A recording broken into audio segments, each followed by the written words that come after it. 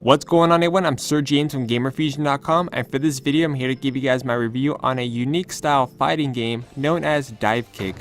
So let me go ahead and start with the overall graphics. How are the graphics in Divekick? And I gotta say, between the PlayStation 3 and the VITA versions of the game, the graphics are really good. Now there's not a lot involved in terms of the graphics because all it features is 2D animations. That's pretty much all there is in the game, but the 2D environments, the characters themselves are really smooth and fluent in terms of gameplay. And of course all the background environments and the variety of different characters that you have look good overall. Now let me go ahead and talk about the overall gameplay in Divekick, because in Divekick you're going to get a little bit of a different experience than what you're used to in traditional fighting games. Games like Street Fighter, Tekken, or Soul Sacrifice, or whatever it is that you enjoy playing today. This game does feature about 13 different playable characters. Every time you select a character you have about 4 different style of duds your character could wear. And of course, the game in terms of gameplay only features 2 buttons and 2 moves.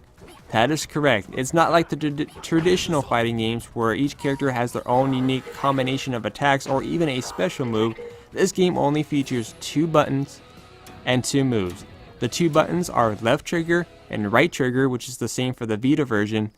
And the 2 moves your character has, you've guessed it, dive and kick. That's all there is. You don't use the analog stick, you don't use any other button besides left trigger and right trigger, and only 2 moves featured in the game. I know what you're thinking. It's like, wow, with that a limited amount of moves or in terms of controls, this game cannot be enjoyable. But honestly, the game is really fun. I mean, I can't really express how or what makes it enjoyable until you actually get a chance to try it out for yourself. But in terms of gameplay goes, the gameplay is really smooth. What I like is that the game features cross-buy and cross-play. So meaning that if you buy the PS3 version, you're going to get the VITA one for free, or if you buy the VITA version, you're going to get the PS3 copy for free. And the fact that you could play over online no matter, in terms of cross-play, you could play with each other. So if your friend has the PS3 copy and I have the VITA copy, me and him could play in terms of online, or if I go to his house, which makes it really enjoyable. And a lot of people play the online portion because this game has a little bit of strategy involved. Because you may be thinking, it's like, okay, you only have dive and kick as your only 2 moves, but what kind of strategy do you have? Well, in terms of gameplay, in the beginning, you have about 3 choices in terms of what kind of crystal you want. You have a crystal that will give you a 10% boost in dive, a 10% boost in kick, or you have this combination of the 2. Now, if you use the one that has both crystals, what is going to happen is that your opponent is automatically going to get 4 wins, because this game has about a total of 5 wins, so you got to win all 5 matches in order to continue. But if you use the double crystal, your opponent is automatically going to get 4 wins, because if you use both crystals, you're going to basically grant super high jumps and like super fast kicks. Pretty much, you're basically like unbeatable. That's why your opponent is going to get the advantage if you do use the combination of the 2. Now basically, in terms of gameplay, it's quite simple. All you have to do is win a total of 5 matches by diving and kicking your way to victory. Now, of course, what's cool is that if you actually score a headshot, what happens is that your opponent will be in a dazed state where they can't jump as high, giving you the advantage for just a few moments.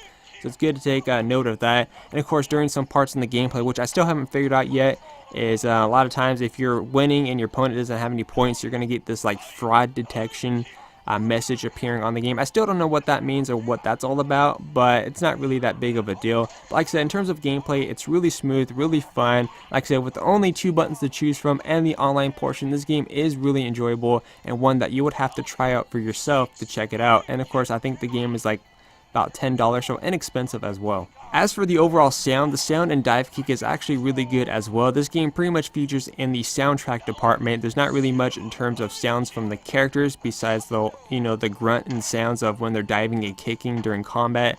And of course, you have that one guy in terms of every time you select something from the menu, like select your duds, select your character, and things like that. You do have his voice. But in terms of the sound is really good and one that I did enjoy. As for the lifespan, what kind of lifespan do we see in a game like this? To me, this game has a really good lifespan, especially since it features the cross-play function and bumping up in terms of replay value.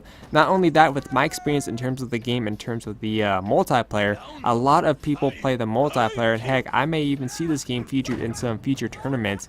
Even at one point, I even brought my PS3 over to my friend's house. I had the game playing during his party, and a lot of people were over there playing the game, and I asked them, what makes the game enjoyable, and they couldn't really explain how or why it's so much fun, but they even enjoyed the game themselves. So to me, this game has a really good replay value, especially the fact that the game is inexpensive, it's cross-buy and cross-play, to me making it totally worth its money. As for the innovative, was there anything new done here, or was the stuff that we already seen before? Or in terms of how fighting games go, this is the first fighting game that I know of that features only 2 buttons and 2 character moves. That's pretty much it, but even with that, the game is really enjoyable. But in the end, I'm going to give Divekick, whether it's the PS3 version or the Vita version, a 9.5 out of 10. To me, this game was really enjoyable, and the fact that it's inexpensive, it's totally well worth your money. So if you enjoy fighting games, then you're definitely going to enjoy this game and definitely want to add it to your collection. But anyways, I'm Sir James from Gamerfuzion. If you have any questions, feel free to leave that in the comment section down below. And remember, Gamerfuzion empowers your gaming.